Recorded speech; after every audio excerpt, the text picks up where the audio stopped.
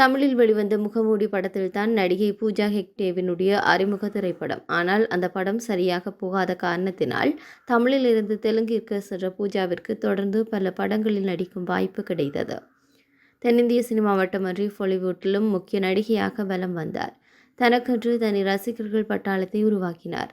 ரசிகர்களுடைய மனதை கவர்ந்த பூஜா ஹெக்டே தற்போது சினிமாவில் 12 ஆண்டுகளை கடந்துள்ளார். முன்னணி நடிகையாக இருக்கும் இவர் தற்போது தளபதி விஜயுடன், ஜனநாயகன் சூர்யாவுடன், ரெட்ரோ ஆகிய படங்களில் கைவசம் வைத்திருக்கின்றார். மேலும் ஹிந்தியில் இவர் நடித்துள்ள தேவா திரைப்படம் இன்று வெளியாக உள்ளது. இந்த நிலையில் ரசிகர்கள் தங்களுடைய வாழ்த்துக்களை பூஜா ஹெக்டேவிற்கு சமூக வலைதளங்களில் தெரிவித்து வருகின்றார்கள்.